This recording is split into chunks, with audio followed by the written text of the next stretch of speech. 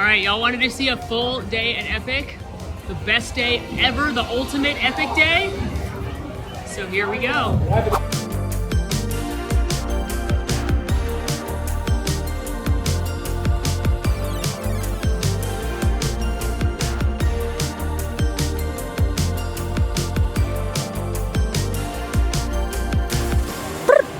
Captain's log, 8:29 a.m.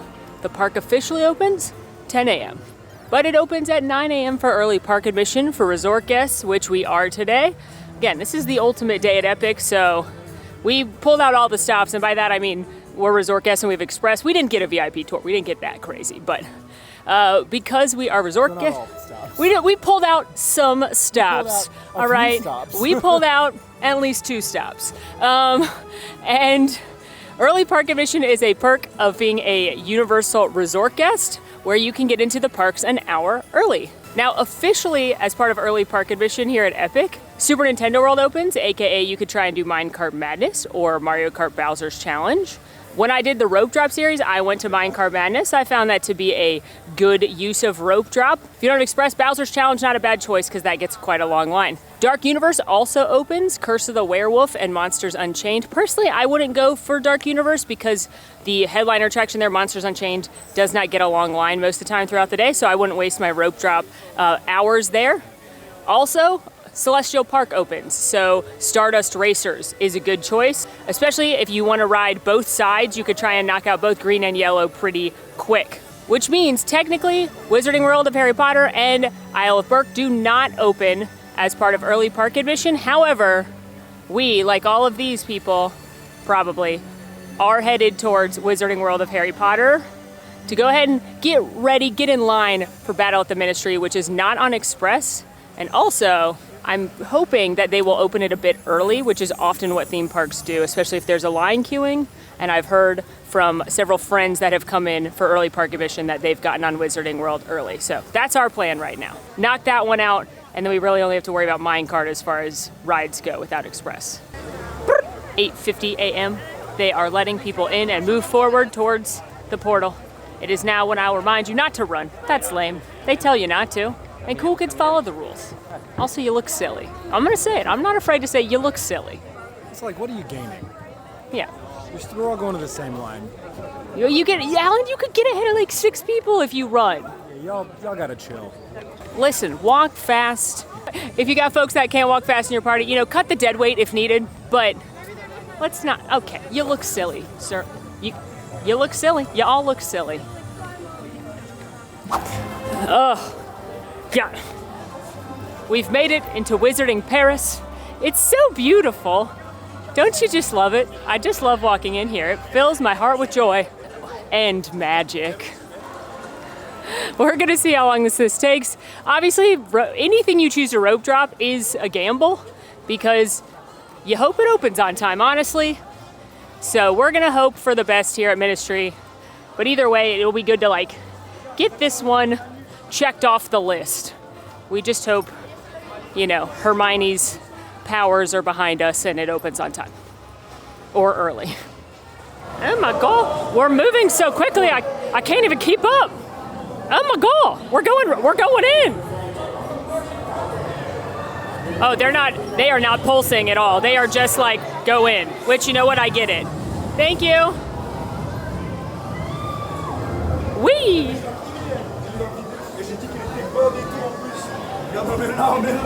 Get in that Ministry.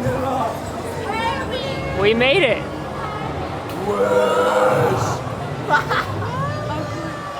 Never not cool. All right, so this is happening so chaotically. Haven't even explained what it is. Harry Potter and the Battle of the Ministry is one of the top e-ticket attractions in the park, and we have been transported through the Flu Network to 1990s British Ministry of Magic, taking place shortly after the events of the films and books, because Dolores Umbridge is standing trial for her crimes against the Wizarding World. Most recently, she sent Muggles to Azkaban, and that is simply not cool. So we are going to weave our way through the entire Ministry and head to the trial with Harry, Ron, Hermione, and her house elf Higgledy, where nothing goes wrong, because nothing ever goes wrong in these stories, and everything should be wonderful. It has a 40 inch height requirement, and it is, like I said, one of the e-tickets, one of probably the most popular ride at the park as far as wait times go, because again, it does not have express. So this is one that you're gonna have to contend with. The only way to skip the line here is a VIP tour. So you know what, even if we have to wait till 10, that's an hour wait, and it on average has like a 2-hour wait. So, you know, either way, that's not terrible. But we're clocking it, don't worry. Here's a fun detail not a lot of people notice is that this flue is for giant use only. This is, I think, I haven't been on every ride in the world, but I've been to most major theme parks in the world, and I think I can say without any backlash that this is the best queue on planet Earth. But chock full of secrets and details for all my Harry Potter fans. Alan, what's one of your favorite details that you like to look for in this queue? I like that in the Hall of the Past Ministers for Magic, Pius Thickness is missing because he does not belong there. He does not deserve to be in that room. And that you can find his frame in the Auror's office. That's a good one. What about yours? I like that in the Auror's office as well, there's a bulletin board of all their work putting together their case against Umbridge. Yeah. And her quill is there, and there's a note that says evil quill, and there's also a note that says obsessed with demonic cats. Truly, she is. There's also a note of who they're going to interview, including Hogwarts professors. There's just detail everywhere in this queue. Now, if you are a nerd like Molly and I and want to hear about more of these secrets, well, Molly has a secrets video here at Epic Universe that goes over... Molly, how many secrets does it go over again? Over 200 secrets, details, and Easter eggs. And let me tell you, I know I don't want to speak for Molly, but I am going to speak for myself. I had the most fun I've ever had going to the park and trying to find all of those secrets, details, and Easter eggs for you. And there are even more, right? That's just a start. We're still discovering things, which is, in my opinion, why this park is just so fantastic, is the sheer volume of all of the nods and hard work that the creators and designers went in to this space. 9:08 a.m. We've just now stopped moving. We've been moving through the queue the entire time through the map room, and we're moving into the Minister of Magic room, but we're still slowly moving, which I don't know if they're running the vehicles, but we are slowly moving through this queue. So hopefully this was a good decision. Alan, if you were gonna wear the fit of one of these ministers, who would you pick? My gut wants to say Kingsley, but honestly, what I wouldn't give to wear the fit of the gentleman to his left. Also, if I'm not choosing the best wig known to man, I'm going to be picking my friend in the kilt. I think that would be a very comfortable and flowy outfit, especially in the Florida heat. Donald McPhail. Dougal McPhail. It is 9:17, and let's take a look at the wait times currently. Harry Potter and the Battle of the Ministry is sitting at 90 minutes. Which confirms it's open. Which confirms it's open. Molly, the mic is not facing her. I just want to make sure you know what she said. Stardust Racers at 15 minutes. Astronomica, that is not a wait, it's a water play area. Monsters Unchained, the Frankenstein Experiment, 10 minutes. Curse of the Werewolf, 5 minutes. Yoshi's Adventure at 10 minutes. Mario Kart Bowser's Challenge at 90 minutes. A very popular ride to start the day. Minecart Madness at 35 minutes.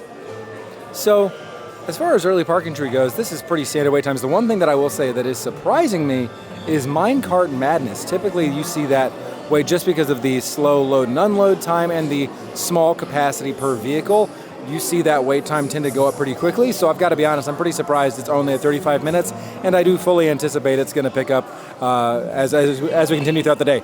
If it doesn't, though, maybe we have a positive outlook. If it doesn't, I'm excited to go and ride that pretty early, too. Or we go to Burke. And meet Toothless.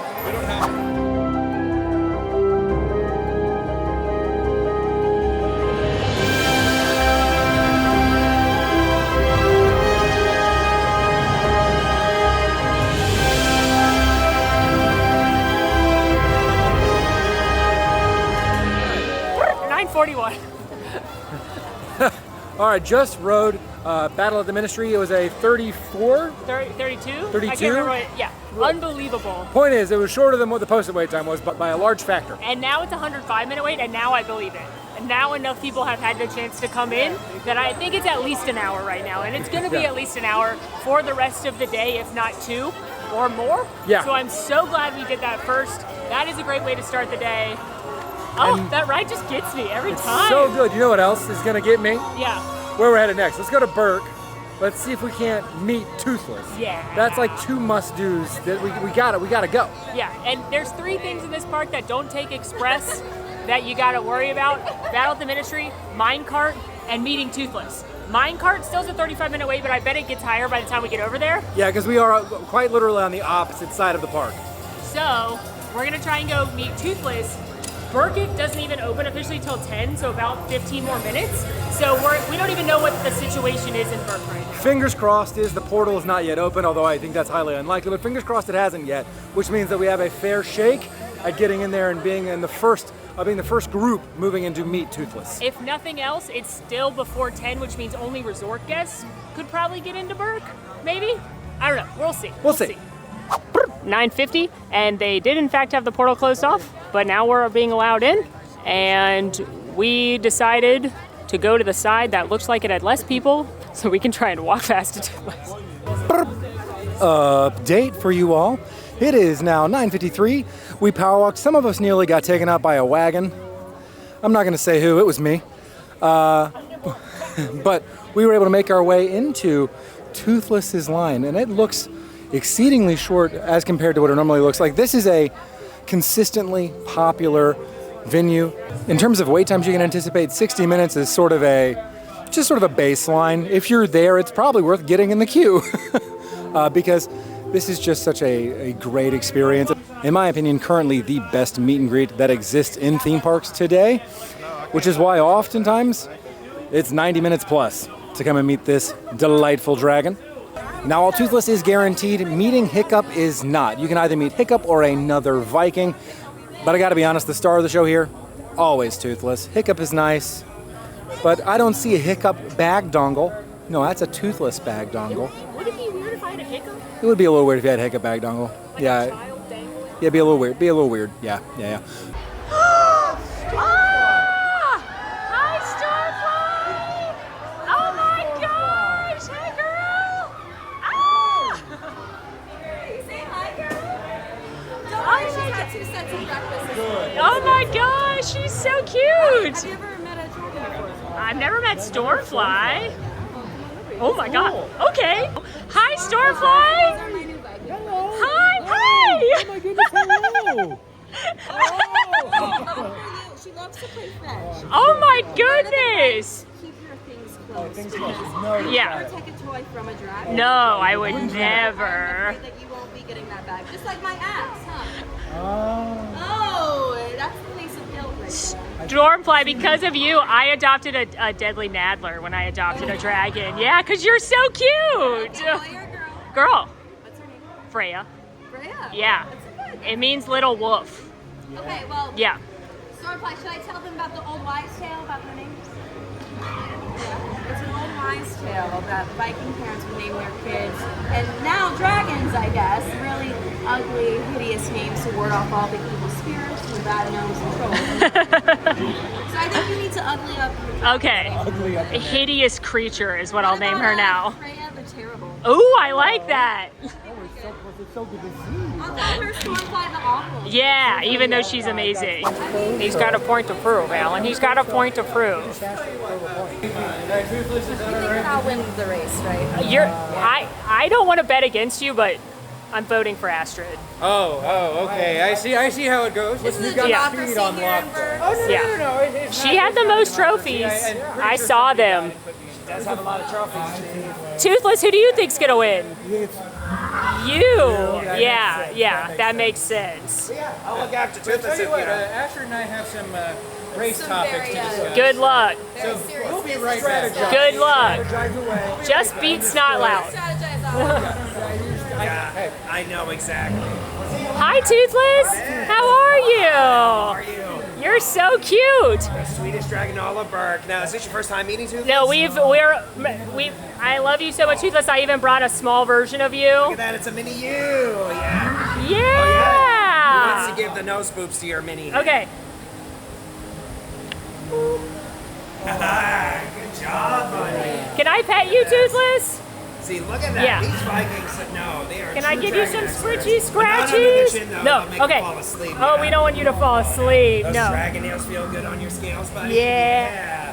Look at this. We had such a wonderful time in Berg last time. They had Yeah. to come back and see the alpha dragon. Toothless, we have a question for you. Oh, okay. And Magnus, I will. right? Yes, Magnus. Okay, we have been trying to do our best impression of Chief Hiccup. Can you tell us who's better at it? Yes. All right. All right, ready? Okay, you're ready for this? Oh, I know. You do Yeah. a great impersonation too.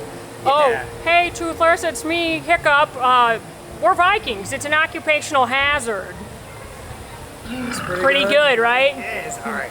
Say, oh gosh, Toothless, I don't know if we can do this today. It's a pretty dangerous thing. I don't know if I've worked on the tail enough recently. Oh, wow. I gotta talk with Dad. Look at this. Oh, maybe we should do our impersonation. Oh, yeah, yeah. I know. Oh, we're gonna fly the edge of the world to find a hidden world within a world, buddy. Oh, Yeah. perfect. That's so good. What Yeah. about you, buddy? What's your impersonation of Hiccup? Oh, what a good. Ah, that's a good one. I like that one. It's the scream that does it. Yeah, that's pretty incredible. I did lose the Hiccup impersonation contest, but it's okay because fine. we got to meet Toothless. That's and true. whilst Hiccup left right when we got there, and you know what? That happens. Hiccup's got chief things to do. He does. He's talking race strategy with Asher, which I think is I think he's not going to really ever come out on top there. I think Ashford has that Yeah. winning on lock, but But speaking of Astrid, we did also get to meet Stormfly and Astrid, That's which true. is random. I do not have any tips on how to meet anyone Yeah. other than Toothless. not guaranteed at all. No, the only person guaranteed is Toothless, but we got Astrid and Stormfly. Last time I was here, Gobber came out in the line. I've been here and the twins have come out, so Yeah. it's awesome. And it's really going well because it's been 33 minutes since we got in line. And that includes the interaction. with both dragons. Yeah. Well, that's cool. I think our days. So that's it, right? We've just had Yeah, the we're best done. day Best ever. day in and- Epic. We're done by 10:30. all right, bye everybody. Make sure to like and subscribe. No, but seriously, the Toothless meet and greet is excellent, and if there's ever a place in a theme park you need to pack the biggest of patient pants, it's in that meet and greet line, because they take their time with everyone, and they're gonna take their time with you as well. Interact with the characters, talk to them. If you've seen the movies, talk to them about your favorite part, or your favorite dragon or character, ask them questions about Toothless. Like, they do such an amazing job at that experience to really make it memorable. So it's gonna take a while in the queue. I would recommend either doing what we did or going towards the end of the night, but keep in mind they are gonna cut it for capacity at a certain point. They can't have it running later than the park, but it is absolutely amazing. Now we'll be back to Burke. Oh, we're gonna be back to Burke. We're coming back to Burke. Oh yeah, we gotta come back to We Burke. should take in the view though. We went right past this. Gosh, look at the redesign on the. That's amazing. On the flame tower. Look there. at the fire Wow, on the look at centuries. fire. Wow. Wow. We ignored all of our instinct to stop and awe at Burke when you walk in to get in the Toothless line quickly, which I think was worth it. But we can do that now. And of course, we'll be back to Burke later to ride some attractions. But for now, I think it's time for our first feeding. Okay, we are now headed to one of my low-key favorite spots. There's, I say that about so many areas here in Epic Universe just because there's so much to love. We are headed to the Oak and Star Tavern to pick up a bite to eat. Now, we are not picking up a bite to eat for breakfast because, well, for some reason, Epic Universe stops serving breakfast at 10:30. It's a very silly decision. So we're gonna go and pick up something that I would still argue is breakfast-ish, but it is from the lunch menu. It's also nice because we're gonna go inside and enjoy some AC. And listen, I know that you've never heard this before. The first coming from me, and maybe if you have heard it before, I'm sure it's always been delivered in a kind and constructive way. Epic Universe is hot. There's not a ton of shade. It's a new park, it's a young park, and as such, the trees are also new and young, and they've still got to grow in. So, it's sunny, and we're gonna go inside and enjoy the nice invention, air conditioning. So it is smart to alternate between your outdoor activities and your indoor activities so nobody in your party is overheating. Remember, we are in Florida, hydration is key, and so is spending time inside. We're headed into the Oak and Star Tavern, which is a barbecue and brew house. It is attached to the Plastered Owl, which is the bar side of this building. The interior of this is honestly straight out of my fantasy living heart. You have this beautiful oak tree that is coming up the boughs made of metal, and you have all of these pots and pans hanging from those branches, and the fire is lit with the owls, and they're definitely not decidedly creepy golden eyes staring deeply into your soul, judging every single decision you have made, so that way when you enter the afterlife, they might weigh your decisions and if you are worthy. Also, for the first time ever, these floofy chairs are open. We've not been able to sit in these because they've been occupied because they are so delightfully plush and Wait, look at the embroidery on the side of the embroidery on the leather here. I'm just assuming it's leather. It might not be. Is flowers and other floral print. I love that. Oh, and the wolf paintings, the murals on the brick walls all throughout. Guys, there's detail everywhere in this park. So I just encourage you, if you have an opportunity to stop and take it in, please do so. In all of my gushing, I realized I never told you what the Oak and Star Tavern was. You said it was a barbecue and a brew house. Well, yeah, I just want to make it clear. You can get barbecue here, but not Or beer. Or beer. Because it's a barbecue and Or a brew house. So, okay, I'm here to say this has been a pretty fantastic morning thus far, and it's even getting better with these cheddar cheese biscuits from the Oak and Star Tavern. With honey butter. With honey butter. On a whim, Molly and I came here. I think we were filming another video. I sort of wrapped filming. Came here and I saw the biscuits. We initially came here just to get a drink and to enjoy the AC, as you know, taking our own advice. I ordered the biscuits on a whim. They arrived. They're so good. We sampled them, and they are a smash hit. I think if you've not tried these and you're coming to Epic and you're even remotely a biscuit fan, and listen, as a Southern human, very good. And look at these bad boys. They're flaky. I like to pull them apart like this. There's little drops of cheese in there. Then you got to get your honey butter.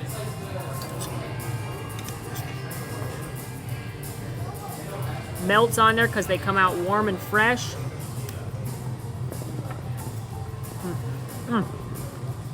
I never see the Oak and Star Tavern crowded. And listen, I get it. There are a ton of incredible options in this park, in Celestial Park specifically. You've got Pizza Moon literally right across the way. But I'm here to tell you, I think this is a sleeper hit in Celestial Park. I think that most people are talking about Astropub or Pizza Moon. This is worth visiting, especially if you like barbecue. Also, they do really fun live music in the Plastered Owl throughout the day. So if you want the vibe of just sitting back with a good beer or a cocktail and some live music and a snack, this is also, as Alan said, because they stopped serving breakfast so early, this is a good option for like a breakfast-esque thing. Another good option would be to go to Café de la Serene, which is the other location that serves quick service breakfast, but they serve some items all day like the quiche, which is definitely could be an all-day breakfast situation. Or, as Alan says, any food's breakfast if you try hard enough. That's true. Delicious, not breakfast, but still somewhat breakfast consumed. And now, naturally, we're headed into Dark Universe to take a stroll across the cobbled streets of the sleepy town of Darkmoor. We're very excited.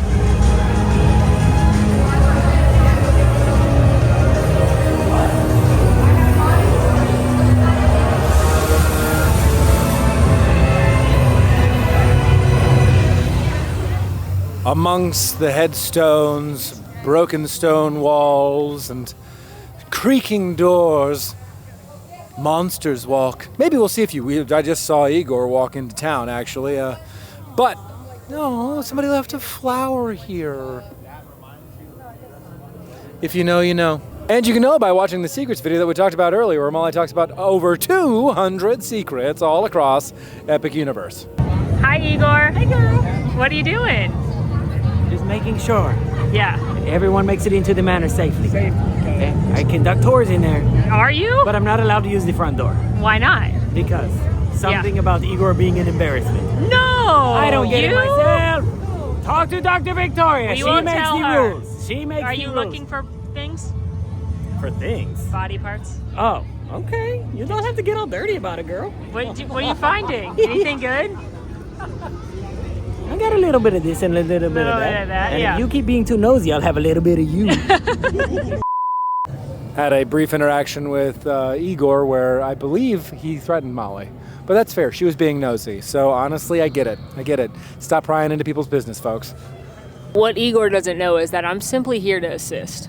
I am on his team, and I'm ready to help him acquire what he may need for Dr. V. But I'll let her that. I'm sorry, you're going to be a grave robber? Just to be clear, that's what you're saying.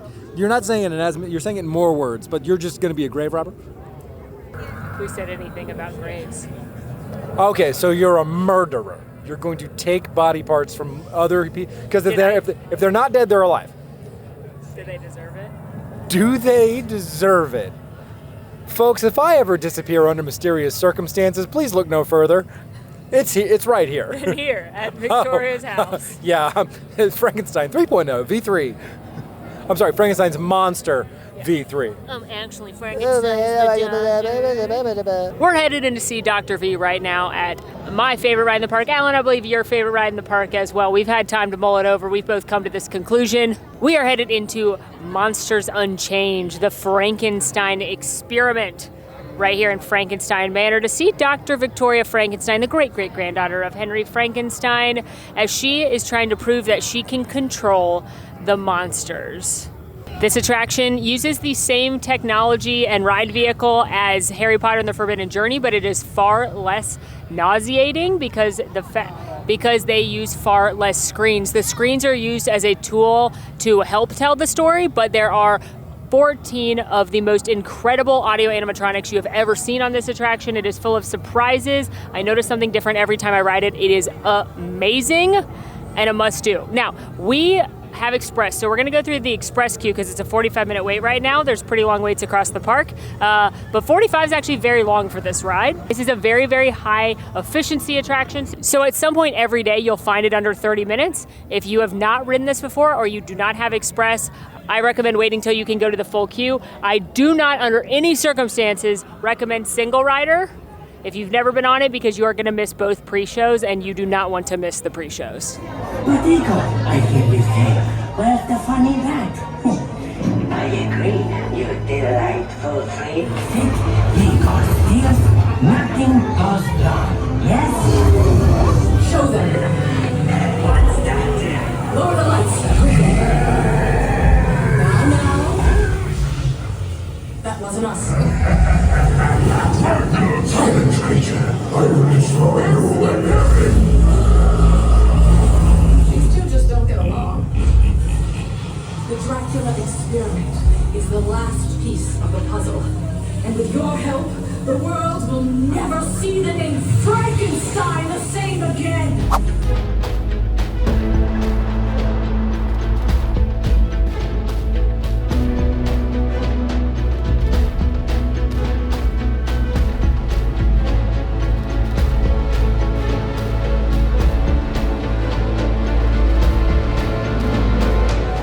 The best. Yeah. I love it so much every time, and seriously, every time you ride, you notice something new. There is just so much detail jam-packed into that attraction. I got a really good view at some of the Horror Nights icons this time. I've told myself getting on the ride today, I was like, that's what I want to look for and look at. And they're just everyth's so well done. It is such an amazing ride, and luckily because the wait does get lower throughout the day, you could ride it more than once if you have time or you have the desire to really see so much that you maybe wouldn't notice otherwise. Alan, important question. What's your favorite Igor line? In the entire attraction Whole or thing. just in You Delightful Freaks? You Delightful Freaks? I agree. Or I love it when he's like, this is fun, yes? I like, the doctor will see you now. That's a good one too. I love Igor. He is an icon. And, He is the moment. He really is. And I love that ride so much. Yeah. All right, well, up next is Curse of the Werewolf. But first, look at this. Wouldn't be a best day ever without getting yourself a theme park souvenir. And last time we were here, they did not have this ring in Molly's size, so now... And they had it this time, and it's this really cool Dracula ring, and as a horror girly, I needed it. They had other cool jewelry too, but I wanted this one because I like the vibes, and I'm very excited. So that's my souvenir for the day. You have to find something later. Yep. Staying in Dark Universe, we are now headed to Curse of the Werewolf, where we have unfortunately received the mark of the werewolf, and Maleva, well, she's going to be the bearer of bad news as we go and we run through the forest. It feels like a bad idea. If we have the mark of the werewolf, why are we going to the forest? You know, Molly, some people just like to tempt fate, and I think that we are those people. I guess. And you know, at the end of it, we're gonna get bit, and we're gonna become werewolves. And honestly, I gotta be real.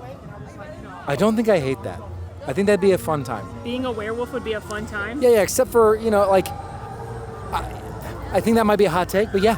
This attraction is a short but more thrilling than you expect it to be coaster-style ride that has a 40-inch height requirement.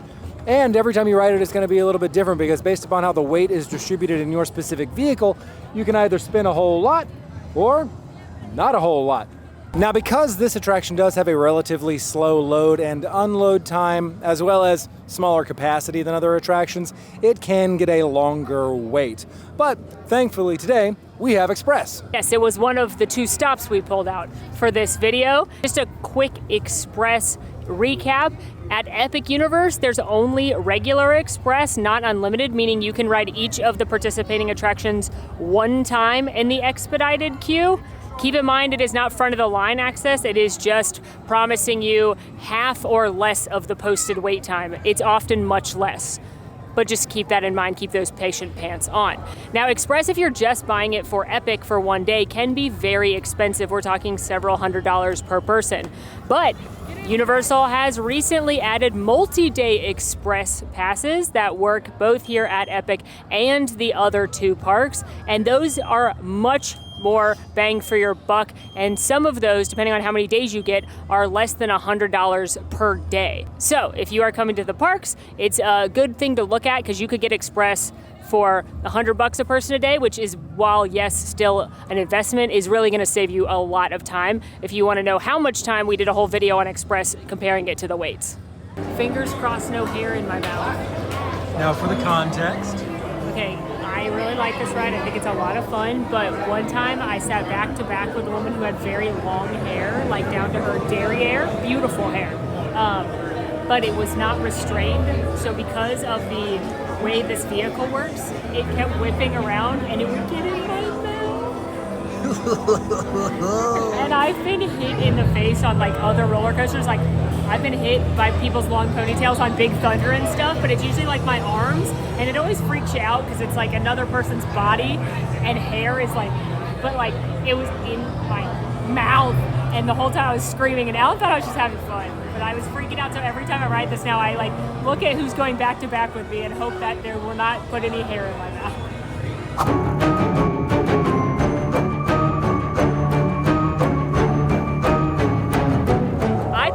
Is so much more fun than it looks. It's not super long, which is another reason I wouldn't recommend waiting in the long standby line for it. Some people have been rope dropping it with early park admission if it is important to you or on your list, or it does tend to drop a little bit in the evening time. It does taper off. But I think it's a lot of fun, especially for what it is. It's a good like filler attraction. Yeah, for sure. Now I do have something to say.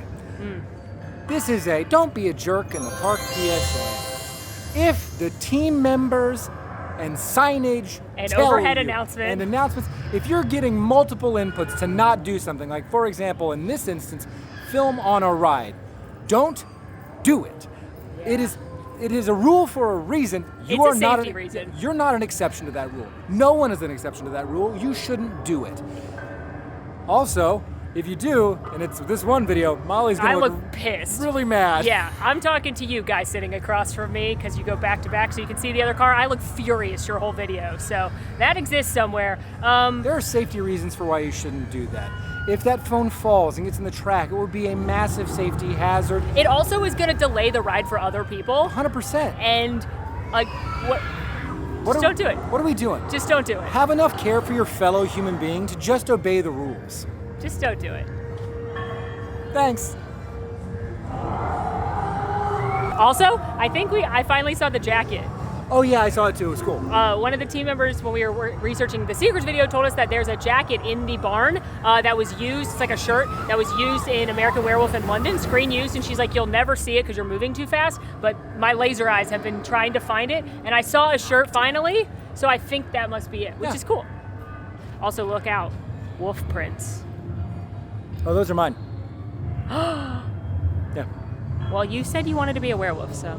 But now to celebrate being wolves, I guess, we're headed to our next stop, taking our own advice of mixing up indoor and outdoor activities, and we're headed to the Burning Blade, the watering hole here in Darkmoor where the monster hunters known as the Hounds house their trophies, and if you're lucky, we'll pay you a visit to talk about their monster victories. The Burning Blade is awesome. It's one of my favorite places in all of Epic Universe. Not only is it a fun themed tavern, but it has one of the coolest effects ever because yes, it truly does become the Burning Blade as seen in the original Frankenstein movie. About every 15 minutes, the bell tolls in town, which lets the villagers know a monster's been sighted, and shortly after, the blades will catch ablaze. It's especially cool at night, but we're not gonna stick around for the fire this moment. We're gonna head inside and see what we find. Yeah, no one can see you. Yeah, you are invisible. Nobody tell her that everyone can see her. While Molly struggles with the door to go outside, I'm going to tell you a little bit more about the Burning Blade Tavern. This delightful little hideaway has a variety of specialty beverages, including a secret menu item known as the Crossbow, which is the Darkthorn mead that is exclusive here in Darkmoor, mixed with Strongbow cider. There is also the Reaper's Reserve, which is a specialty beer made just for the Burning Blade Tavern. But that's not all. They also have a full bar where you can get a classic cocktail if you would so like, or they have some specialty alcoholic beverages that have the liquor in them as well. But drinks are not the only thing on offer here. You can also pick up some snacks. The hitch there is you must place that mobile order in your Universal app, and you will go outside to pick up your food items before bringing them back inside this delightfully dim and very secluded spot to enjoy your beverage and food. We're getting both. All right, now here's what we have picked up. Molly has gone with her standard order of the Crossbow. Oh, thank you for the light, Molly. Now, I picked up a Crooked Can High Stepper. Normally, I would go for the Reaper's Reserve, but I'm not feeling that heavy of a beverage on this hot of a day. And we have also picked up these Burning Coals. These are pimento cheese bites with a spicy sriracha ranch on the side. One of my favorite snacks. You could also pick up the garlic pretzel here, but be advised, should you do so, you must love, nay, adore garlic because it sticks with you. Cheers. Oh, I love it so much. This is one of my favorite bevies in all of Epic because I love that it's a secret, and I also love that it's perfect for a hot day, and I love that it's the perfect balance of sweet and tart, but still super refreshing because the Strongbow curbs some of the tartness of the mead, but the mead curbs some of the sweetness of the Strongbow, but it's still adding in that carbonation. It's delightful. Highly recommend. I'm going to enjoy a delicious bite.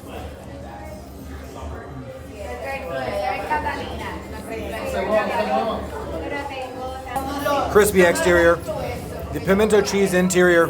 It's so rich and cheesy. The star of the show is this spicy sriracha mayonnaise. And guys, it is spicy. Yeah, this, in my opinion, is the best snack inside of Burning Blade. We're also doing a little wait time update. It's almost 1 o'clock at this point.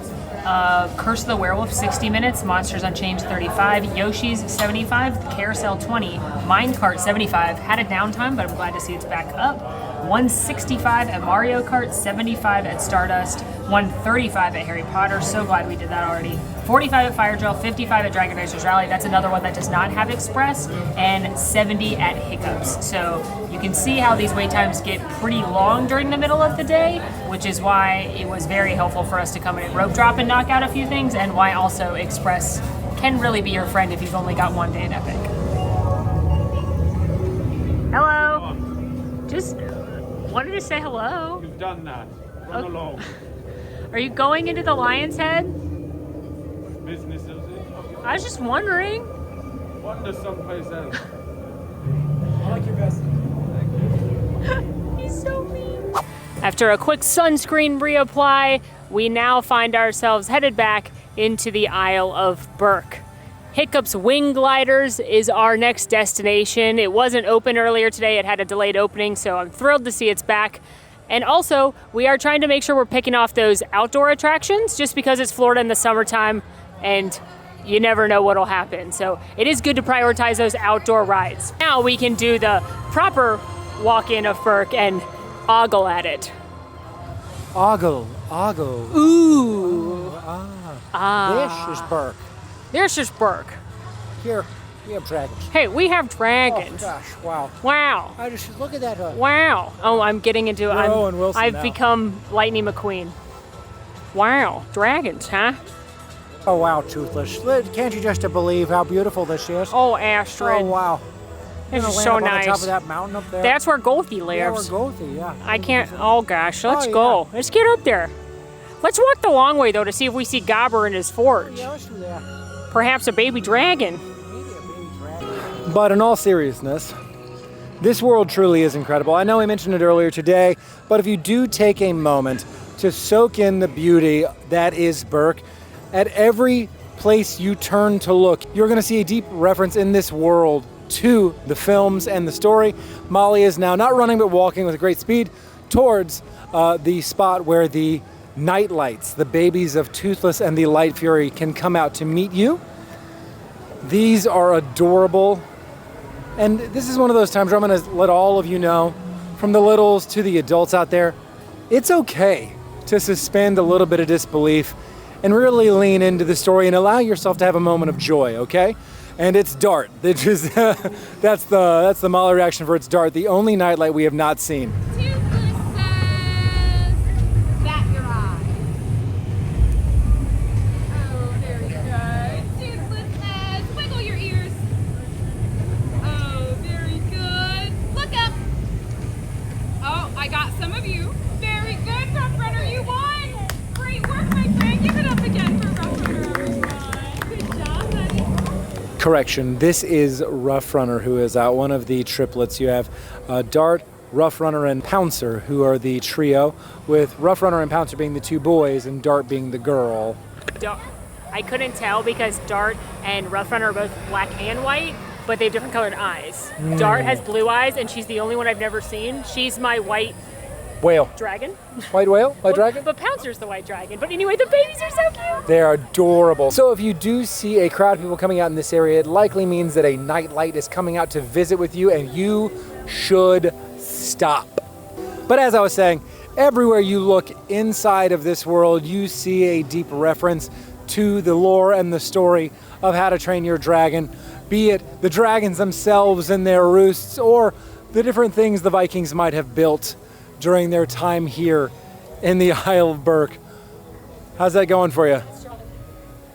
As a dragon sleeping in his roost waggles its tail, the world just feels alive. It's true. Universal really could have just made this a very, they could have made stagnant dragons. They could have made stagnant sheep, but they didn't. They made them move. They made them make noise. It's just, I'm ever amazed in this whole park, but this world, it's just magical.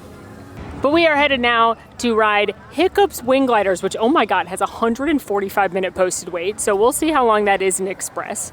But this is a delightful coaster, 40-inch height requirement. It's a family coaster. I don't think it's quite as intense as Hagrid's Magical Creatures Motorbike Adventure TM, but it's more intense than Flight of the Hippogriff. It has a couple of animatronics on it. It's got some surprises along the way, and basically, we are headed into Hiccup's workshop, where he's tinkered with a little device to allow us Vikings in training to learn how it would feel.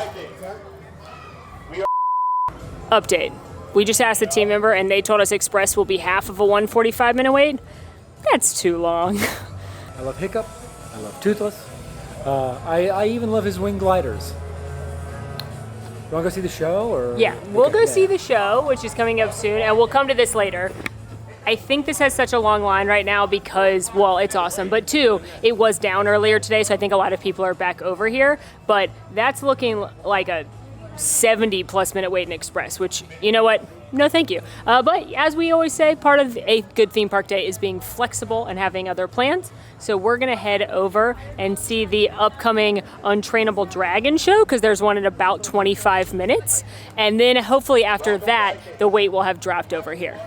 The Untrainable Dragon is an incredible show here. It has only existed previously in Beijing, and it is where, we meet a dragon that seems untrainable, and Chief Hiccup must intervene to try and understand this dragon's plight. I think the coolest part about this show is, of course, one, the puppetry, and two, the fact that you get to watch Hiccup and Toothless fly, which is, honestly, I was rendered speechless the first time I saw it. Now, even though we do have Express, they do recommend that you arrive at least 20 minutes before a showtime so that you can ensure that you are in the right queue. And frankly, on busier days, you should probably show up a little bit earlier because they can cut this line off when it looks like it is going to fill the theater to capacity.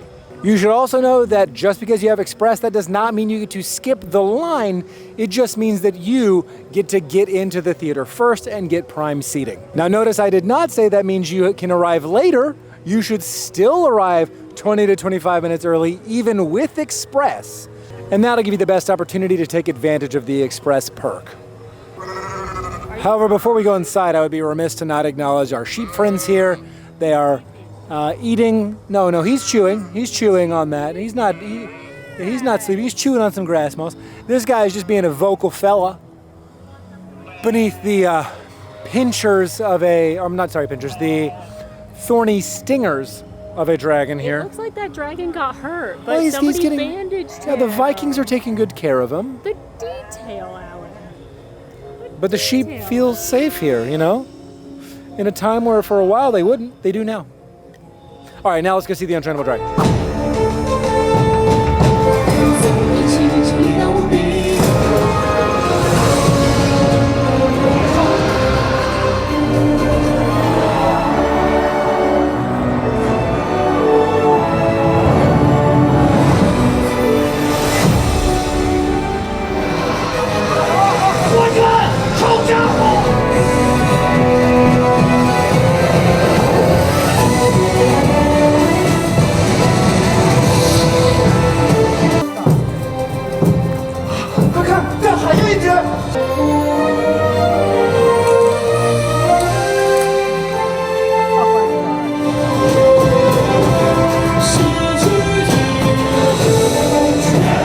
Turns out it's a great show. It's beautiful. Toothless flying in. And you know what? The mother dragon's also so impressive. Oh, the entire puppeteering section of that entire production. Yeah. Hey, John Powell, I hear your soundtrack is pretty great. They should be lauded for the work they do. It's a beautiful show. It's a great way to beat the heat too. It's very hot outside, so it's a nice 30 minutes in air conditioning. But also, Hiccups is still a very long wait. So we are going to bypass that right now. We're going to leave Burke again. Yes. And it's the hottest part of the day. It's the busiest part of the day. So we're going to keep the show thing going. And we're going to go see Cirque au Canoe. Yes. That's right. We have apparated back into the wizarding world of Harry Potter Ministry of Magic to see the show here, Le Cirque au Canoe. Because Ringmaster Skender, who you may remember from the Fantastic Beasts series, is trying to build up his, well, let's be honest, failing circus. So he steals a certain wizard's briefcase full of, certain creatures. So I'm sure nothing will go wrong, and I'm sure everything will work out great for everyone. This show is once again incredible when it comes to the puppetry, when it comes to the set design, when it comes to the scale. It's really, truly beautiful. And originally when I saw this, I said, I think Untrainable Dragon is more universally going to be appreciated, which I still agree with. And I said, if you do not care about who any of the Fantastic Beasts are, you may not care about the show. I'm not talking about the movie and the plot of the movie. I just mean the beasts themselves. But then I took my mom to the show, who has literally never seen a Fantastic Beasts movie and has no idea what a mooncalf is. And she walked out of it and was like, that was better than Disney. That was amazing. So what do I know? This show is, again, beautiful, incredible puppetry. And if you do love the Fantastic Beasts, I feel like it is definitely worth seeing. It's very, very popular. Recommend getting in line at least 30 minutes early if you don't have Express. And similar to Untrainable Dragon, if you do have Express, you're still going to want to get in line 20 minutes early, but they are going to let you in first.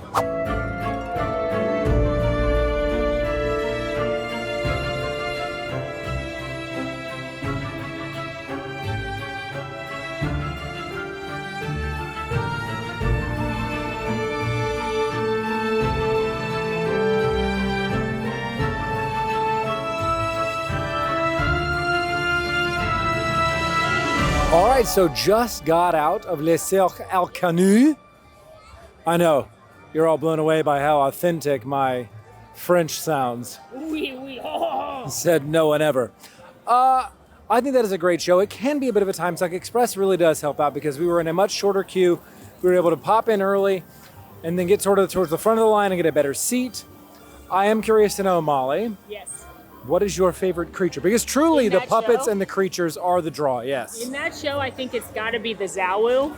I agree, the Zawu is up there in my favorites. I think the Kelpie curtain is also incredible. Yeah, and I love the Mooncalfs, but I like the Mooncalf out in the world more.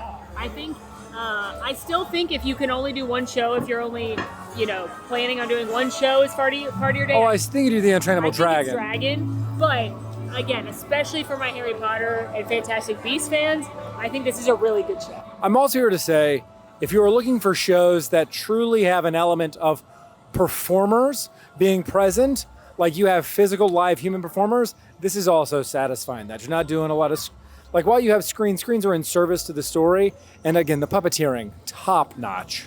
Also, I know I knock the movies a lot, but I do like Newt Scamander as a character, and Eddie Redmayne did reprise his role for this show. So if you are a big fan of Newt or the Fantastic Beasts franchise, that is fun to see. Now we are headed back to the Isle of Berk. Luckily, these portals are right next to each other, and I can already hear the comments that are like, can you not bounce back and forth in the park? And like, no. I see those comments a lot, and I understand where they're coming from, and I really can empathize. But I think in order to have one of the best days that you can have in the park is you need to be a little bit flexible and understand that sometimes certain wait times and certain down times, frankly, aren't accommodating for you being able to knock out everything in one portal, everything in one land, or everything even in the most optimal order as you make your way around a theme park, be it at Universal or even at Walt Disney World. So I hear you, I empathize completely, but also, unfortunately, that's just how navigating a theme park works sometimes. And right now, we noticed that Hiccups had dropped to quite a reasonable wait. And since we've been kind of battling with that one and definitely want to do it today, we're headed back to Berk to hopefully ride Hiccups. Looks like we're not the only ones who saw that it had a reasonable wait. So the wait is out to here right now. It's posted a 45-minute wait. I'm sure they're just trying to scan anybody in that's got Express, especially from them having a downtime earlier. Again, patient pants are crucial. And I have every faith that the team members are going to do their best to get everyone on the attraction as quickly as possible. As I was saying earlier, the theme of this attraction is that we are headed into Hiccup's workshop. You may know from the movies that he loves to tinker and make different inventions, and he wants us, those Vikings in training, to learn how to fly, but doesn't think it's necessarily safe for us to jump right on the back of a dragon. So he's invented a dragon machine that we can fly on and be a little bit safer. But as you may imagine, Toothless doesn't love the idea of people being able to fly without dragons, so he may or may not send you on your way before the wings are attached. This is a really, really cute family attraction. I think this is a sleeper hit of the park. It's in my top 3 rides in this whole park, and I'm really thrilled to ride it right now because it's not only adorable, but it also hits you right in the feels. All right, well, we have finally made our way into Hiccup's queue. I have to say it was a little chaotic because the ride just came back up from I'm not going to say extended downtime, but it had been down for a little bit. Currently, I know Molly had mentioned that the wait time was 45 minutes. However, when we crossed through the Express Pass entryway, it was at 65. So we're going to see how long it takes us now that we are in the queue. Hello from the Hiccups Express queue, where I was handed this by a team member. Because if a team member ever offers you one of these, take it, because you're helping them. I don't know what it's called at Universal, but at Disney when I worked in attractions, it was called FLIC. It was an acronym for something. But basically, it's helping them clock the wait time. So the team member at the front knows what time they gave me this, and then I'm supposed to hand it to the last attendant, and that person will report back as to what time it is. So it helps the team members know what wait time to reflect at the front and what wait time to tell people as they're coming in for Express. So if you're ever handed this by a team member or cast member, know that you're helping and take it.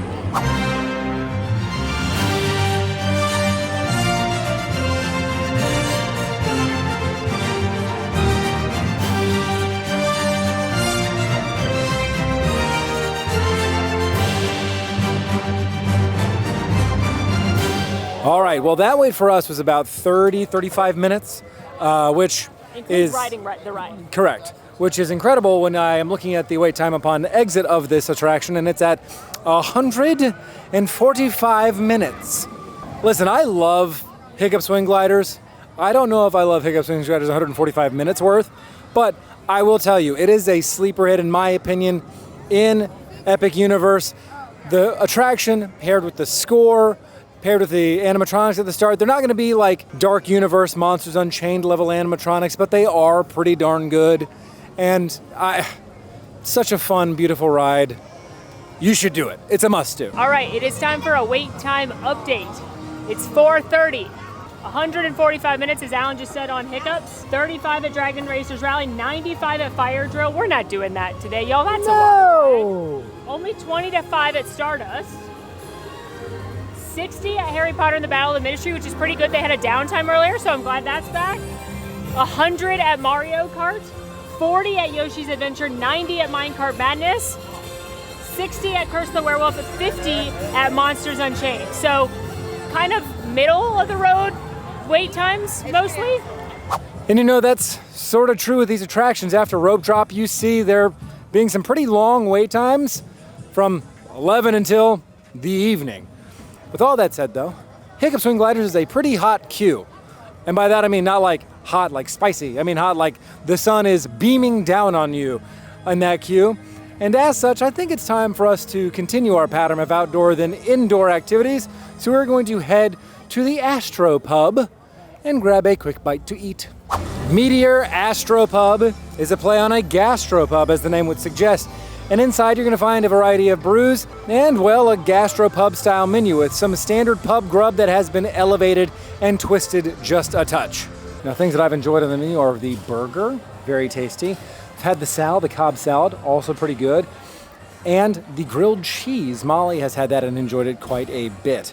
I think the favorite, though, has to be the strawberry biscuit dessert, which is something that I think we will be sampling this time around. And the benefit to coming here is because, well, one, it's tasty food. Two, it's also not nearly as busy as other quick service restaurants here in Celestia Park, most notably Pizza Moon, which can get very, very backed up. And I think that, you know, that's a good point, and it's very good and popular. But this is not a spot to be slept on. While Molly shoots B-roll of our delicious dessert, I'm going to talk about it.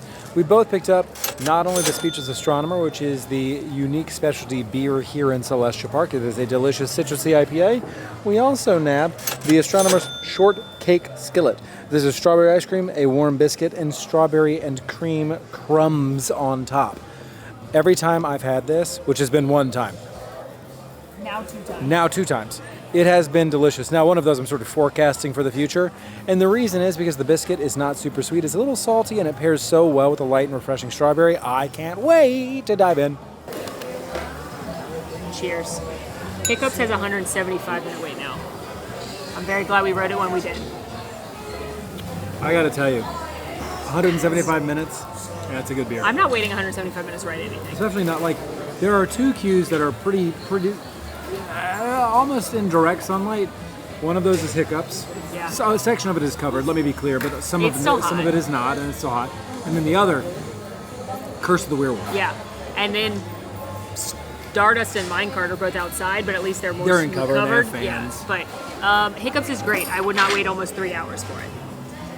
And I love that attraction. And I love this beer. This is of all of the Epic Universe signature beers, which they have one for every portal except for Nintendo. This is my personal fave. Light, citrusy, fruity, fantastic. And you can get it here. You can get it at Oak and Star, you can get it at Pizza Moon, and a couple of the other bar stands around. This dessert is phenomenal. And I frankly think it's a sleeper hit, right? The best, let me be clear, the best dessert in this theme park is from the Blue Dragon and is the Banana Napoleon. A close second is this dessert. The biscuit, buttermilk biscuit, a little buttery, a little salty, not over salted. So good. Strawberry ice cream is my favorite ice cream. And then you have this sort of macerated strawberry jelly over top with some fresh strawberries. This is, first of all, that's an incredible bite. This is my favorite dessert. Strawberries are my favorite fruit, so I like this more than the banana, but I think that's mostly a preference of strawberry over banana. Imagine if the two came together and had a beautiful baby. I also do love Frosty Moon, which is the soft serve, and I have promoted that in the past, and I do love Frosty Moon, but Frosty Moon's outside. has a long line. This is the sleeper hit of desserts that no one's talking about, and it's phenomenal. So to sit here in the AC, we came straight up to the bar, no wait, got a beer. It's a dream. All right, well, we had a lovely luxuriation break, which is so crucial on a good theme park day, especially a long theme park day. And now we're headed into the one portal we haven't headed into yet, which is Super Nintendo World. Let's go! We've got our power-up bands. I'm rocking Toad today. Alan's rocking Yoshi. And we are ready to head into the Mushroom Kingdom. Through the warp pipe, we have made our way into Princess Peach's castle.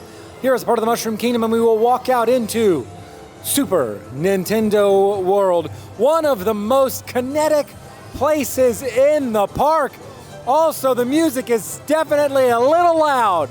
All around, you can find places to interact. You've got boxes to punch, both POW, question mark, and brick, games to engage with, coins to collect, keys to gather so you can defeat Bowser Jr. and take back the golden mushroom for Princess Peach. But that's not all.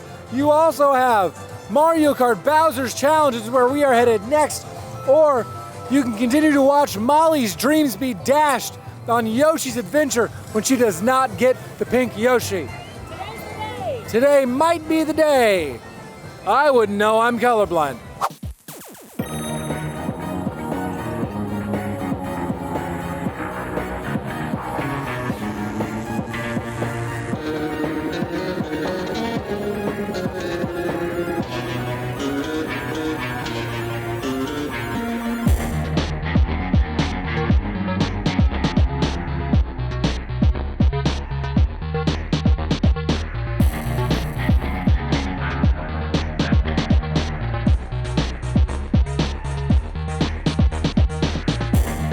All right, well, we may or may not have gotten distracted completing 3 Golden Key challenges and then battling Bowser Jr. for the Golden Mushroom. The Golden Key challenges are super fun. You do need a power-up band to play them. There's 5 different options, but once you have completed and succeeded at 3 of them, you can go into Bowser Jr. Castle for the ultimate showdown.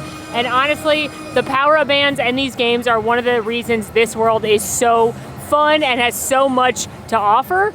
Now, this world, because of its popularity, does get really, really busy, especially in the morning, which is why I like coming in here in the afternoon. We didn't have to wait for any of those key challenges, and it's been a lot more fun being able to readily punch whatever blocks we want as opposed to having to wait in lines. So this is a good one to do later in the day, or like rope drop minecart and then come back. We've done full portal guides on all of these worlds, but it'll especially be helpful here because we point out where you can tap your power-up bands and what kind of things these add on, and they're truly so much fun. Now we are headed to ride Mario Kart Bowser's Challenge, which has a 40-inch height requirement. It currently has a 75-minute wait, which is long, but honestly, it was like 165 earlier today, so we'll take it. It does offer express, so of course we're headed that way, but note this one does have a slow load and unload, so patient pants needed. This one also has one of the coolest queues in all of Epic Universe, but don't worry, the Express Pass doesn't cut off too much of it, so you still get to see the majority of the fun. This ride made the hit game Mario Kart come to life with both practical sets and augmented reality. You are racing on Team Mario against Team Bowser. As a pro tip, when you are shooting your shells and your other weapons, it is following where you look in those augmented reality goggles, so make sure you turn your full head. You have to average out to 100 coins a person in your car, so good luck. Alan, we've been playing a lot of Mario Kart recently, probably inspired by Epic Universe. Tell everyone who you play. I'm sort of a flex player, but if I have to pick one or two, I'm gonna pick either the Villager from Animal Crossing or Link from The Legend of Zelda. What about you? I was thrilled to find my guy Funky Kong. Yeah, you're a Funky Kong purist. So I've been playing Funky Kong recently, but other than that, I love my boy Toad. Oh my God!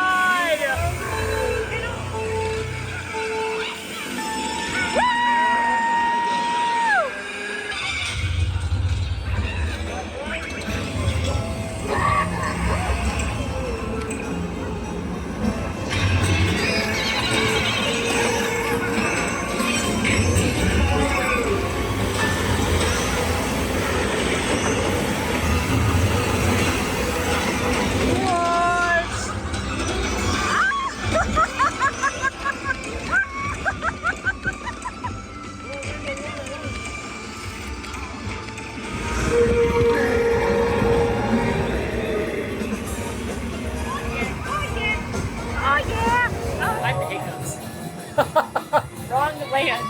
Let me tell you, the Mario Kart Bowser's Challenge can do that to you. So much excitement, you forget to breathe. I'm very serious on the ride. We waited about 35-ish minutes to get on that attraction when the posted wait's 90. Yeah. High five, by the way. Team Mario victorious again. Yeah, so I will say this. I've seen a lot of complaints online, people being like, it's not fast. My friend, it is a shooter game. How are you going to be able to hit all those targets you need to hit if things are blurring by you? I think this game's amazing. I love it. I think it's incredible the way they've blended practical sets with the augmented reality. Fantastic. There's so much to look at. It does take a little bit to get the hang of it, but that's why the test game, the practice game is helpful. Also, something that I just learned this go through, if you press down both triggers on your steering wheel at the 2 button, when it's counting down to 2, it simulates you taking off at top speed in Mario Kart. Just like the game? And you get 5 points. You didn't tell me that. Sorry, I wanted to win. Sounds about right. But that's a must-do. It is, again, a slow-loading attraction, so keep those patient pants on, but it's a great one. While in Super Nintendo World, we're gonna stop by Yoshi's Adventure because Molly desperately needs to ride on that pink Yoshi. This is a slow-moving Omnimover style attraction where you pop onto a Yoshi and go on some adventures where you see some of your favorite characters from Mario in their baby forms, and maybe, just maybe, collect all of the Yoshi eggs so that you can collect the golden egg. Ride as a 34-inch height requirement, that is 3 4-inch height requirement, and let me tell you, while it might not be the most thrilling ride, you do get a great view of Super Nintendo World. Pink Yoshi, pink Yoshi, pink Yoshi, pink Yoshi.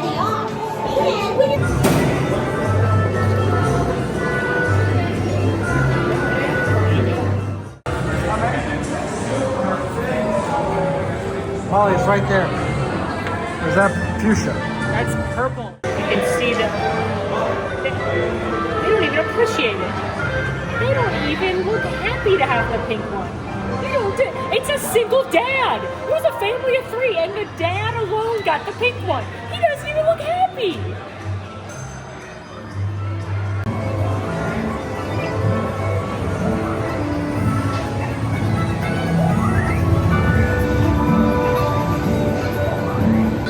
Hi, hi.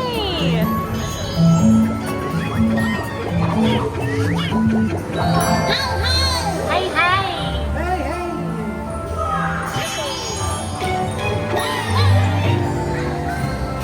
I'll never have you. We did it! Thanks, Toad. We did it! Alan, do your best Toad impression of what he just said. Thanks to you, we found the golden egg! We did it! Good job. Refreshing drinks! Good job. You have a lot of practice. Well done. I'm very good at Toad. It's my only skill. I might as well practice it while I'm aboard this dumb thing. Stupid gold Yoshi. Look at that one. Look at that one. That one. I want that one. Very cute. Yeah, it's cute and all, but the dad in the pink Yoshi was listening to voice notes on his phone. I looked at him and he was like this. That's not filming. That's listening to your friend's voice memo. He didn't even appreciate pink Yoshi. Currently, Minecart Madness still has quite a long line, so we're going to be coming back to Super Nintendo World. That might be best. Yes, that's for the best. All right, at this point it's about 6:30, so 6:45. 2.5 more official hours of park time left, but may take the old tried and true theme park advice of jumping in something's line right at the end of the night to make sure we get on it. And we really only have 2 more rides that are definite must-do: Stardust and Minecart Madness. But let's do a little wait time check at 6:45. 20 minutes at Yoshi's, 125 at Mario Kart. Glad we did that one. We did 75 at Minecart, 45 at Curse of the Werewolf, only 10 at Monsters Unchained. I told y'all that would drop. 35 at Stardust. Unfortunately, fire drills down if you like water rides, 35 at Dragon Racers Rally, 110 at Hiccups, 75 at Ministry. That's really not too bad for that ride. And however, we are headed back into Dark Universe. We can't stay away because it's just the best. It's just, I love being in here. And we want to see if there's any friends we could say hello to on our way to our next destination. On our way. By way of another portal. We're just sidetracked with one portal, you know. We saw the Invisible Man for a spell when we were here. He wasn't very nice in his fashion, but I do think a nice day at this park includes a hello to the bride and Monster. Update, we have gotten word that they're going to be back in about 25-30 minutes, and I happen to notice here that best ride in the park only is a 10-minute wait, so you do the math on what we're going to do to kill some of that time. It's Monsters Unchained. It's Monsters Unchained. Heavy emphasis on kill. Turns out, Monsters Unchained is good a second time as well. But now we are headed to meet Frankenstein's monster, well, Victoria Frankenstein's monster, and the bride. You know, my favorite part about all that is we are meeting them at the Monsterreffen. I'm sure I butchered that, I'm so sorry. Which literally directly translates to monster friend. Alan, Yo! While we wait here to meet some monsters, if you could adapt the powers of one of the monsters in Dark Universe, so a classic monster's powers, which one do you want? Whoa, okay, that's tough. All right, so the only answer here is Dracula. He's immortal. Yeah, Dracula's immortal. Yes, you're going to struggle in sunny days, which in Florida is tough. I would move. Sorry, Dr. Victoria is stealing the power from the rest of the town. So it's very loud right now. It's honestly very rude what she's doing.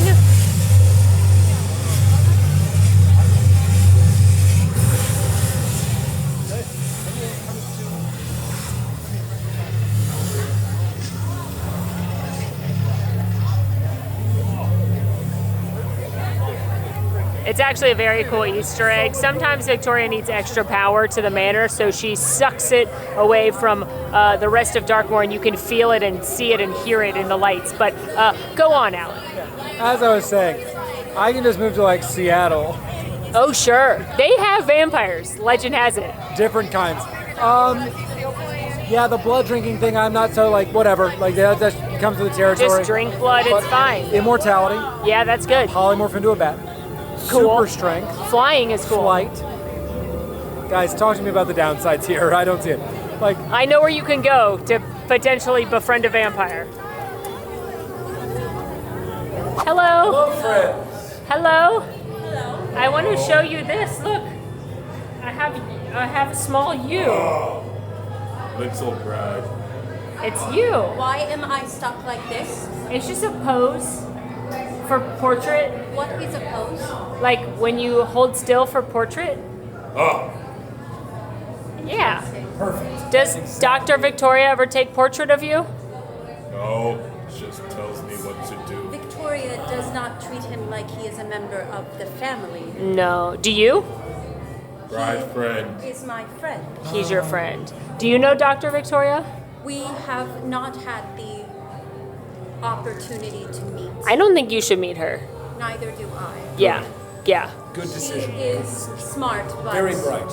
I think that will hurt her. I think you're smarter. Yes, well, I have had time to learn. Yeah. How old are you? I am 150 years old. Wow. How old are you? 3. 3. This many. You are very big for 3. Yes. He's new. learning. Yes. New part. But he is your friend. Yes. Yes. What's happening with my hair? It's slowly disintegrating into madness like Dr. Victoria. Descending slowly into madness. Could still, But what will I wear? could still stare at the wall. For the 3 people that are getting our Grinch joke, that's for you. It's not that season yet. Okay. Okay. Good news. Frankenstein's monster looked at me and said, "Big," to which I said, "You too." So things went well. It's so fun to talk to. Here's the thing about Epic Universe. Come closer. I gotta fix my hair. That's not okay. Come closer. I get really personally offended when people on Threads and other social media are like, the rides, there's only 11 rides. Shut up. First of all, there's more rides. You can't say that. I can say. You can't say that to people.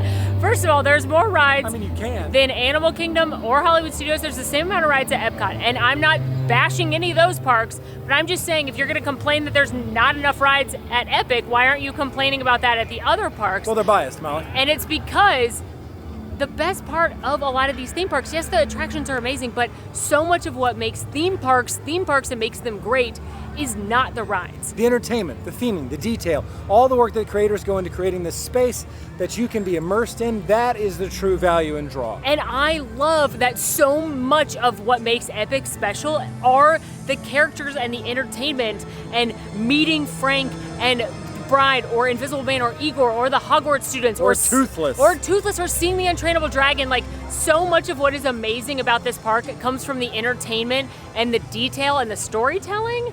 And that is one of, I know Toothless, I think we can all agree, is the best meet and greet ever. For sure. But that is awesome. I agree. So good. It's always really nice to be acknowledged by a fellow large, is he human? No. It's nice to be acknowledged by a fellow large entity. Also, Bride told me she's never met Dr. Victoria, and I was like, I hope you don't, girl. She should keep it that way. Watch out. We are en route to Stardust Racers now, and happening here, you have a delightful fountain show. Now, these will happen regularly throughout the day. Different themes of shows. There's one for each portal. There is another for Celestial Park. And then at night, there is a delightful show that unifies the entirety of Universal Epic Universe. It really is spectacular to watch from the ground level. And I will say that if you ever have the opportunity to watch it from Bar Helios at the Helios Grand Hotel, Alos Hotel, you absolutely should, because that top-down view is incredible. But in any case, let's talk about Stardust Racers. This is a dual-tracked roller coaster that has absolutely no break zones, which means, much like Barney Stinson's playlist, it is all rise all the time. The two tracks are yellow and green, and I believe people when they tell me that. It is hotly debated which is the what? It is hotly debated which of the two tracks are it. It is hotly debated which of the two tracks is the better track. We've asked a lot of team members here at Stardust Racers, and they all are on Team Green. I'm here to tell you I disagree. I am Team Yellow all the way. But the main difference between the two tracks is how you approach the Celestial Spin. The green track approaches it upside down, and the yellow track approaches it right side up. For yellow, that means you're going to get a little more air time on the way down because you are now twisting to go upside down that way. And on the green track, you are going to be twisting to be then right side up. This attraction has a 48-inch height requirement and is just a blast. And as the marquee attraction in Celestial Park, listen, I think if you're a coaster person, this is going to be right up your alley.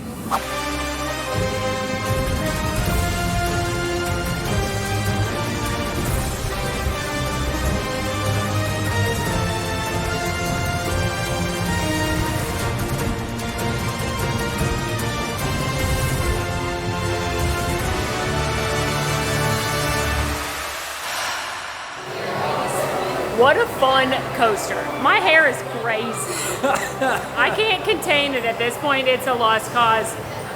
I lost Alan. I fell out. Listen, we ended that bit on the coaster. I looked over, I was like, your hair is incredible. Shout out to the team members who told us where to sit. We asked a bunch of team members, should we do yellow or green and which row? And resounding yellow and then back row. Yeah, and they put us there, and they're the best. There's about a 20-minute wait with Express on a 45-minute queue, which is fine. It's getting night, which is honestly the ideal time to ride this ride, because as amazing as it is during the day, at night when they don't light the track and it feels like you're the vehicles. It feels like you're on a comet floating through the sky, but soaring, racing, dashing. Through the sky, but we have other things we want to do at night. This park is meant to be seen at night. They should just open at like 6 p.m. and be open all night long for the gremlins like us. Approved. But we have some other stuff we want to do, so we are going to go do it. Our plan? To go back into the wizarding world of Harry Potter, because we have to have another feeding before this wonderful day is over.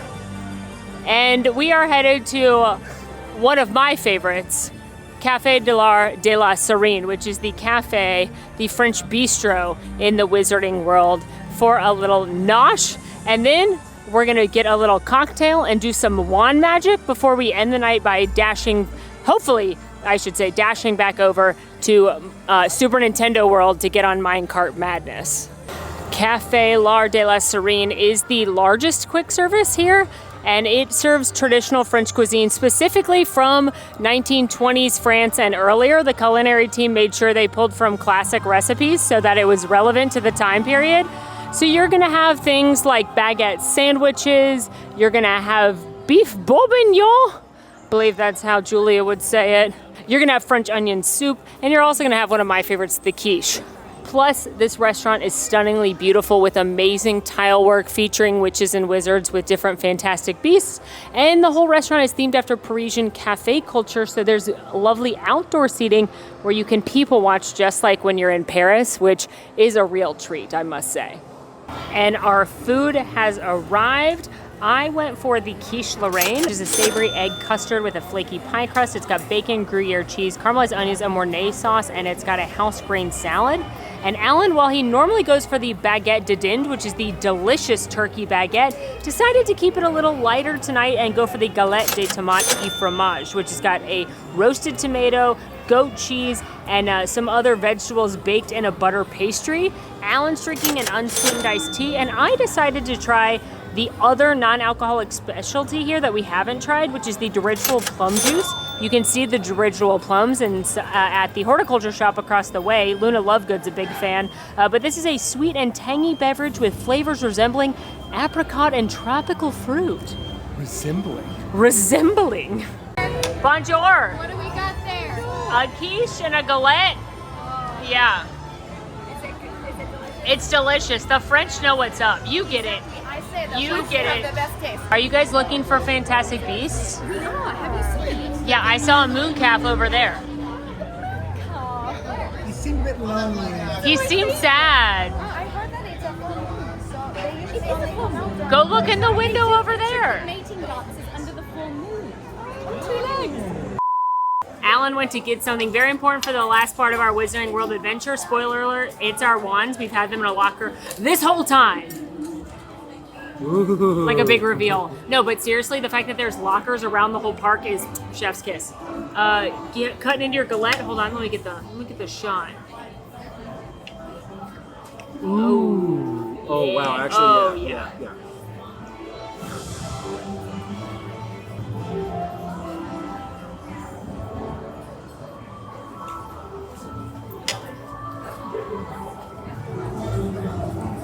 That is light, flaky. You need to be a tomato lover, but as one, that is phenomenal.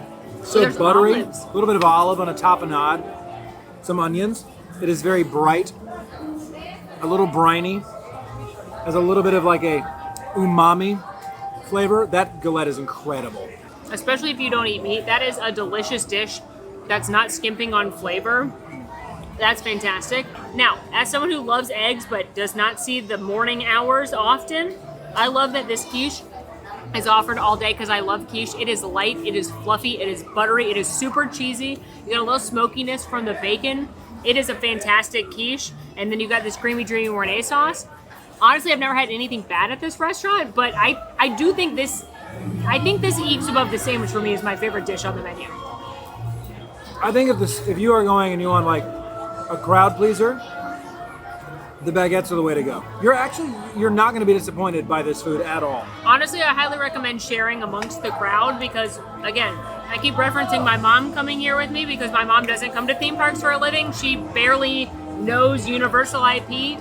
We sat here, we had the baguette de dinde and the butterbeer crepe, and she said it's one of the best theme park meals she's ever had. And I grew up going to Disney with this woman, so she knows a good theme park meal. Also, again, the Dirigible plum, non-alcoholic, the one we haven't tried. Cheers.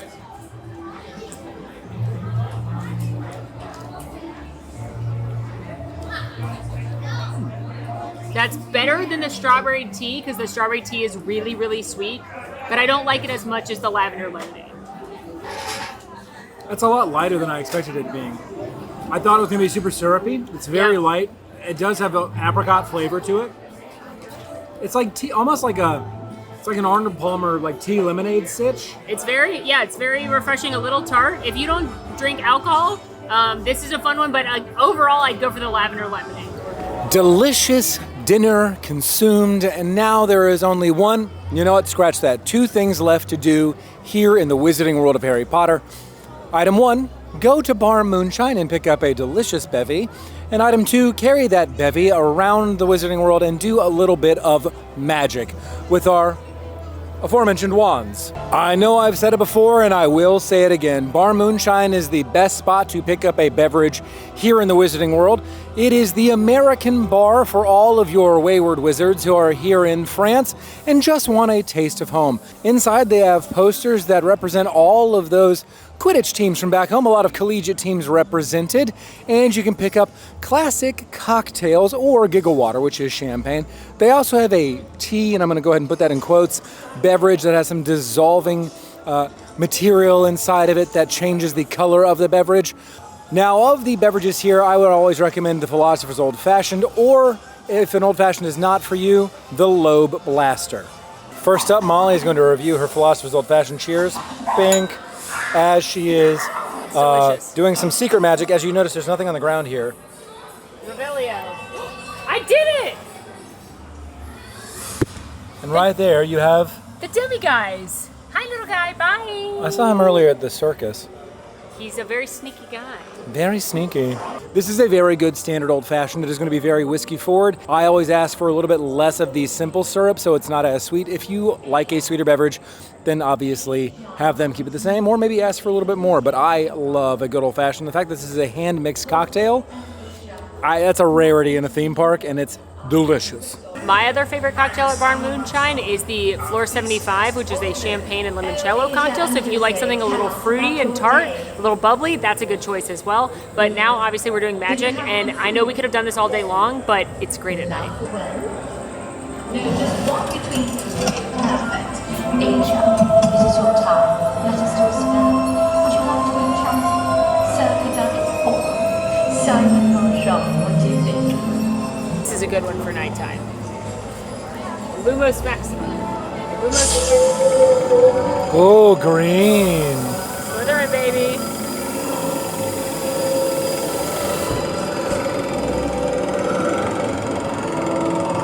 And what will happen when Alan does it, we wonder. Oh, it's red. It's for Gryffindor.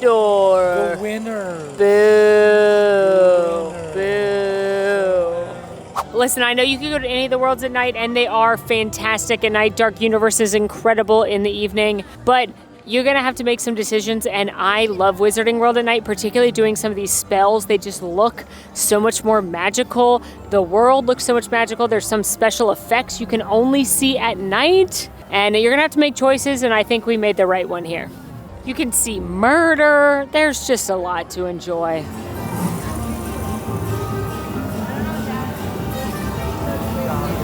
Yeah, you're doing it.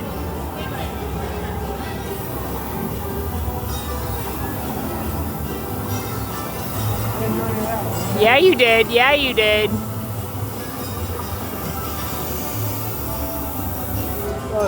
Again, for moments like that, I do wish this park was open just only at night for us gremlins.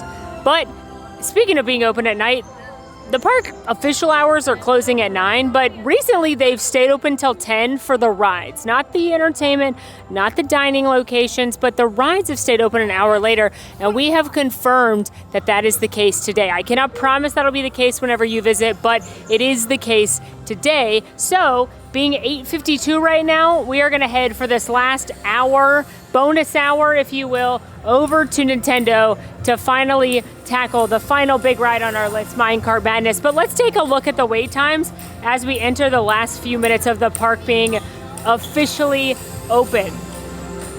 You've got 55 minutes at Harry Potter and the Battle of the Ministry, 50 at Stardust, 20 at Dragon Racers Rally, 45 at Hiccup's Wing Gliders, 10 at Monsters Unchained, 35 at Curse the Werewolf, 10 at 35 at Mario Kart, and 65 over at Minecart Madness. I'm really hoping it's not 65, but you know what? If it is, at least it's 65 we didn't wait during the park day. All right, we have made it into the line for Minecart Madness here in Donkey Kong Country. It has a 65-minute wait currently, so we are going to use that last magic hour that we have somehow been gifted to wait and try to ride this ride. This attraction has a 40-inch, that is 40-inch height requirement, and puts you in a minecart as you help out Donkey and Diddy Kong try to rescue the golden banana from the evil Tiki Tak tribe. Listen, I love jumping across all of the mine tracks, and this fulfills one of my greatest dreams, being shot out the end of a barrel. I just hope we get to see some grippers. What a normal thing to hope. That ride is not just one hoot, but a hoot and a half. It was almost exactly 65 minutes, which, you know what? If I'm gonna wait 65 minutes, I'm glad it's after official park close. Oh, I fully agree. And I was annoyed in the line, because I hate lines. That's true. But I got off the ride and I'm like... Back with the incredible music here in Donkey Kong Country. It's so fun. Have a great night, thank you! Thank you! Thank you! We will! We love team members, but seriously... Team members are the magic. It's such a fun, it's short, but it is such a fun ride.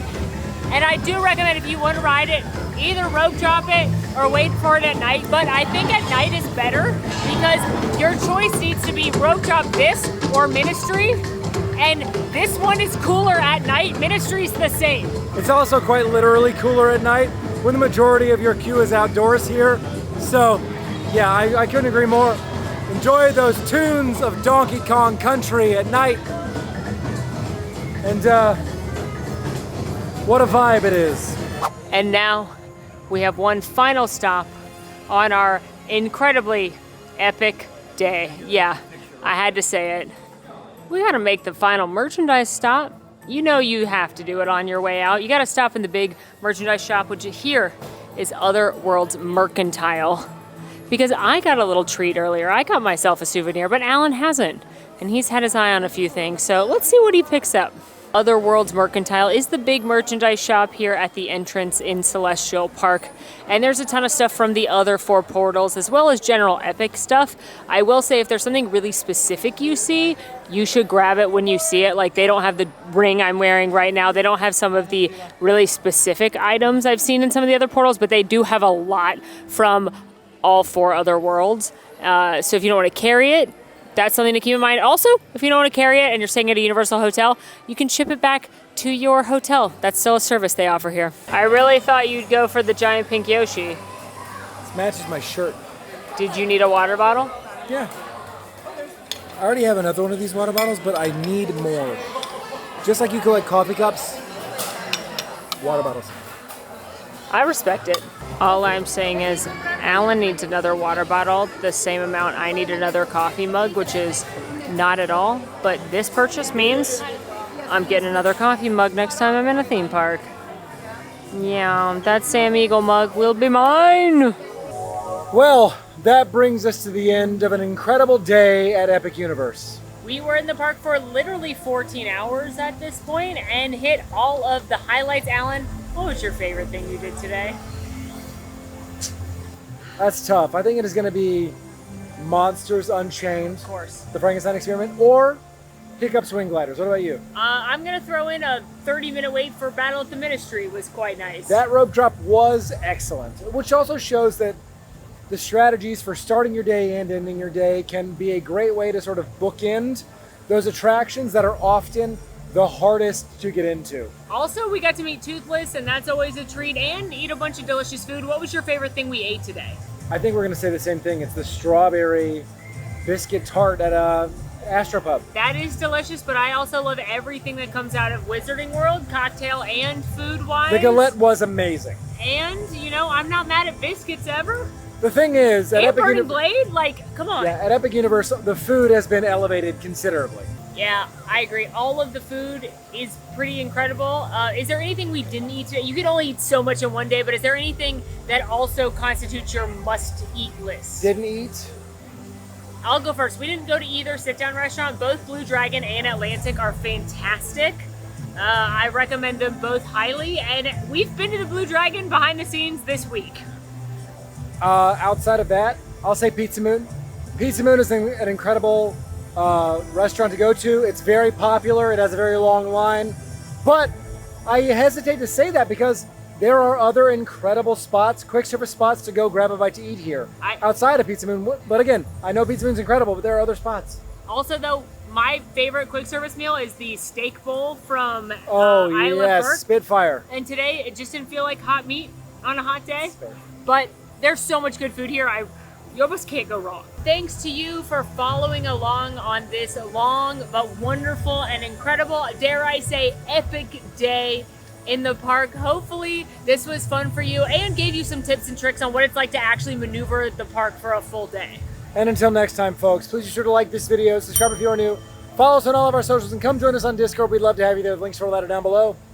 We have a bunch of other Epic Universe content, from portal guides to foodie guides to ride rankings and beyond. Express Pass VIP, check that out, but also let us know what else you want to see in the newest theme park in the world. But until next time, friends, I'm Molly. And I'm Alan. And it has been, we got to. It's been epic. Epic. Yeah. Do you ever wonder next which path to chart? The answer lies, I hear, within your heart. The next path I shall chart will be to go pick up our dog from daycare. Yep, we're coming, bud.